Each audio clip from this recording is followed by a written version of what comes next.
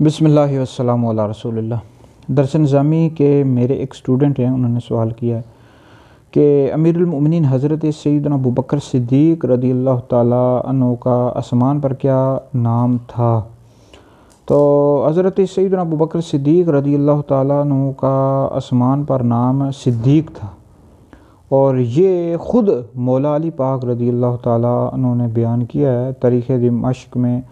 دمشق بھی پڑھ سکتے ہیں، دمشق بھی پڑھ سکتے ہیں، تاریخ دمشق میں موجود ہے کہ خود مولا علی پاک رضی اللہ تعالیٰ عنہ فرماتے ہیں کہ اللہ رب العزت نے آسمان سے ابو بکر صدیق رضی اللہ تعالیٰ عنہ کا جو نام ہے صدیق نازل کیا ہے، یہ آسمان سے نازل کیا گیا ہے۔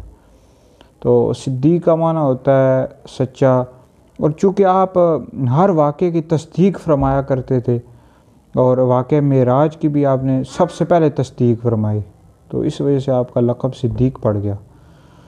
تو بہرحال یہ آپ کا نام مبارک آسمان سے نازل کیا گیا۔